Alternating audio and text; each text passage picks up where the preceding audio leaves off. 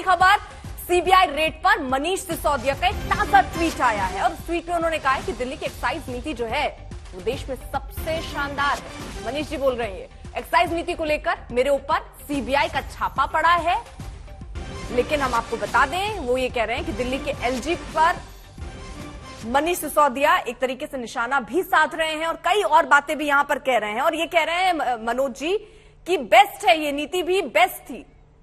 और एक सेकेंड जरा मैं इस पे सौरभ जी आपसे ही पूछना चाह रही हूँ, अगर इतनी बेस्ट थी तो इसको वापस क्यों ले लिया? सवाल कर रहा हूं सर, इसको वापस क्यों ले लिया आपने ये नीति? क्यों लेना पड़ा? मेरी बात बस पूरी होने दीजिएगा, मैं वही पूरी कर रहा था। देखिए आप समझिए इस चीज को, जिस चीज का रेवेन्यू एक साल का 6,000 करोड़ रुपए आता था उसका एडवांस में रेवेन्यू कमिट हो गया 9,500 करोड़ रुपए और 25% फीस उसकी जमा कर दी 9,500 करोड़ की।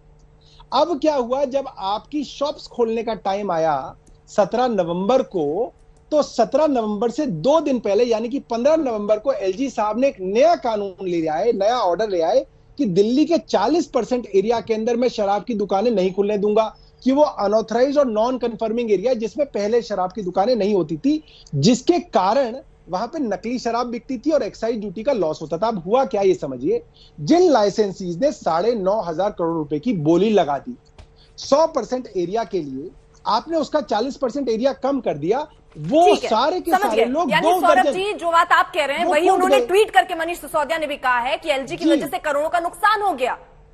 वही, और कोर्ट ने कहा कि इनकी फीस वापस करो। कोर्ट ने उन्होंने कहा कि इनकी 30% फीस वापस करो, जिसको कह रहे हैं कि वापस कर दिया। अब 30% फीस इसलिए माफ करनी पड़ी क्योंकि एलजी साहब ने एरिया कम कर दिया। ठीक है मनोज जी, आप देखिए यहां पे सौरभ जी सरासर झूठ बोल रहे हैं। अरे सच्चाई ये है भाई कि इस लिकर पॉलिसी से, सुनिए सर सुनिए, एक बार लाइन सुन लीजिए। विस्की और वाइन की बिक्री 60% और 87% बढ़ गई। जब 60% और 87% बिक्री बढ़ गई और लिकर पॉलिसी बेस्ट है तो उसके बाद 9,500 करोड़ क्यों नहीं आया? यही तो मैं पूछ रहा हूं। या तो पॉलिसी बेस्ट नहीं थी, या अगर बेस्ट है तो पैसा आया कहीं ना कहीं भेजा गया है। इसका क्या जवाब देंगे? अगर आप कह रहे हैं पॉलिसी बेस्ट है और ऊपर से कह रहे हैं कि बिक्री बढ़ भी गई, आप बताइए सर। मैं पॉलिसी में जवाब दे दूं इसका भी। देखिए मैं एक ही बात को बार बार इनको अलग अलग तरीके से समझाने की कोशिश कर रहा हूं, अब दोबारा समझाने की कोशिश करता हूं। मैं झूठ नहीं बोल सकता। क्यों नहीं बोल सकता? क्योंकि दिल्ली हाईकोर्ट के अंदर आधा दर्जन पिटीशन रिकॉर्ड पर हैं, वो मैं झूठ नहीं बोल सकता। रिकॉर्ड पे है कि कोर्ट ने कहा कि आप इनकी फीस वापस दीजिए। जब आप इनका एरिया घटा रहे हैं 40%, तो आप इनकी फीस क्यों नहीं वापस देंगे?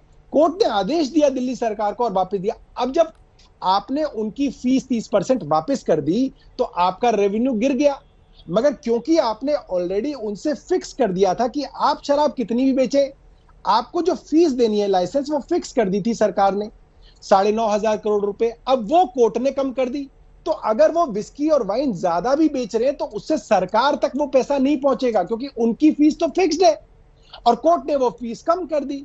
तो उसी कारण आप देखिए दिल्ली के अंदर जो सेल लगी थी, जो डिस्काउंट चल रहा था, वो इसीलिए चल रहा था क्योंकि उनको पता था कि हमको तो एक फिक्स्ड पैसा देना है, तो हम जितनी ज्यादा अपनी सेल कर सके उतना जो है वो हम अपना जो है उसका लॉस मिटा सकेंगे जो एरिया में वो नहीं खोल पाए। मगर उसके बावजूद भी मैं आपको बताऊं उनके बहुत लॉसेस हुए, जिसके कारण बहुत सारे लाइसेंस सरेंडर भी हुए। अगर उनको इतना फायदा हो रहा होता तो वो लाइसेंस सरेंडर नहीं कर रहे होते, ये भी समझिए। मैं ये पूछना चाहता हूं, कोर्ट में क्यों गई दिल्ली की पब्लिक? कोर्ट में क्यों गए हम? इसलिए गए कि इन लोगों ने 21 साल की शराब पीने की उम्र को 18 साल कर दिया। किस माँ बाप का कलेजा नहीं फटेगा अगर उसका बच्चा को कहा जाए कि तुम 18 साल में शराब पीना शुरू करो? इसलिए कोर्ट में गए कि 3 बजे रात तक शराब पीने की इन लोगों ने छूट दे दी। इतने सारे चीज के बाद भी 2021 अप्रैल से लेकर 2022 जून तक ये सारी प्रक्रिया चल रही थी और मैं उसी के दौरान का हिसाब मांग रहा हूं। तो आपने वापस तो अब लिया है, लेकिन जो अप्रैल से जुलाई तक चली है उसके बीच जो रेवेन्यू जनरेट हुआ उसका हिसाब तो देना पड़ेगा, उसकी बात करें। अब इनका जवाब दे दूं मैं? नहीं सौरभ अब जी एक देखिए, सेकंड, क्योंकि देखिए अब मैं बहुत देर अर्पिता हो जी गया का है, जवाब बहुत तो दे देर दूं से इनका। विनोद जी, एक इनका सेकंड सर, एक एक जवाब, सेकंड, विनोद इस चीज अग्निहोत्री का जी भी भी जवाब हैं, दे दूं। प्रोफेसर विशाल जी भी हैं, और उनके पास मैं एक बार भी नहीं जा पाई हूँ। अर्पिता बस 1 मिनट का इनका जवाब दे दूं। ठीक देखिए है जो इन्होंने सर, बात 30 कही है सेकंड बड़ी प्लीज इंपॉर्टेंट है। सर, 1 क्योंकि मिनट उन में लोग जवाब का दे एक भी दूंगा, कमेंट नहीं ले पाई जी। बस 1 मिनट में जवाब दे देता हूं मैं इनका। देखिए क्या है, ये सरासर झूठ बोल रहे हैं कि दिल्ली के अंदर शराब की एज जो है 21 से 18 हो गई। ये झूठ बोल रहे हैं। दिल्ली में शराब पीने की उम्र जो है 21 है, पहली बात। और जो ठीक ये है, कह एक रहे हैं कि सेकंड, उनके फिर माँ मनोज बाप जी का आप ये कलेजे कैसे का कह क्या रहे हैं कि होगा। उम्र कम हो गई? वो कह रहे हैं भारतीय झूठ है। जनता पार्टी, ये तो खुला चल रहा है यहाँ पर। मनोज जी कोई आंकड़े लेकर आ रहे हैं तो वो कह रहे हैं ये झूठ है, सौरभ जी कुछ ला रहे हैं तो मनोज जी कह रहे हैं झूठ है। तय कैसे होगा विनोद जी? यहाँ तो मुंह पे ये नहीं, ऐसा नियम नहीं है सर, बताइए जरा क्या सच दिख रहा है आपको? देखिए, तय तो अदालत में होगा, क्योंकि मामला सीबीआई जांच कर रही है, उसका चार्जशीट होगी, कोर्ट में जाएगा, तो फाइनल तो वहीं तय होगा। लेकिन यह जरूर है कि ये लड़ाई राजनीतिक हो गई है पूरी तरह से। अब इस लड़ाई में जो है गुजरात के चुनाव का एंगल भी है, 2024 का एंगल भी है, और दिल्ली की राजनीति भी है। मनोज तिवारी जी जो है दिल्ली प्रदेश भाजपा के अध्यक्ष भी रहे हैं, इनके नेतृत्व में ही पिछला विधानसभा चुनाव हुआ था, और सौरभ जी दिल्ली की विधायक हैं। ये सब जानते हैं इस बात को कि लड़ाई अल्टीमेटली राजनीतिक लड़ाई बन रही है। और आज मनीष जी ने शायद कह भी दिया है, मैं आप ही के चैनल पर सुन रहा था कि जो है उन्होंने कह दिया है कि 2024 में नरेंद्र मोदी के सामने जो है अरविंद केजरीवाल होंगे, और जनता कह रही है कि नरेंद्र मोदी को हटाओ और केजरीवाल जी को एक मौका दो। तो यानी एक तरह से आम आदमी पार्टी ने केजरीवाल जी को मोदी जी के सामने पेश कर दिया है 2024 के विपक्ष के उम्मीदवार के रूप में। तो ये लड़ाई पूरी तरह से राजनीतिक हो गई है, और ये अभी आने वाले दिनों में और बढ़ेगी ये, क्योंकि जैसे जैसे गुजरात के चुनाव नजदीक आएंगे वैसे वैसे आप देखिएगा ये लड़ाई और बढ़ेगी, और इस तरह के आरोप प्रत्यारोप दोनों तरफ से लगेंगे। विशाल जी देखिए, मैं थोड़ा सा इतर होके बात करना चाहूंगा कि ये कौन से परिवेश में हम आ गए हैं। चर्चा हम किस बात पर कर रहे हैं? शराब की बात। आज जहां पर भारत को आगे ले जाने के मुद्दों पर चर्चा होना चाहिए था, आज वहां पर चर्चा इस बात की हो रही है। तो सवाल यह उठता है कि ये परिस्थितियां उत्पन्न ये क्यों हुई और किस तरीके से बयान दिए जा रहे हैं। जितने सवाल यहाँ पर भारतीय जनता पार्टी के सांसद माननीय मनोज तिवारी जी ने पूछा, उनमें से किसी प्रश्न का उत्तर नहीं दिया गया, और यही प्रश्न जो है मैंने तो सारे उत्तर दिए गई है। तो सवाल ये उठता है कि इस तरीके से ये स्कीम चलाकर एक वो फ्री होकर कहां पर हम अपने युवा को कहां ले जाना चाह रहे हैं, जरा इस पर भी विचार होना चाहिए। जो मामला सीबीआई जांच कर रही है वो तो कर ही रही है, वो तो जांच करेगी, जो चीजें हैं वो सामने आएंगी, उससे तो कोई बच नहीं सकता।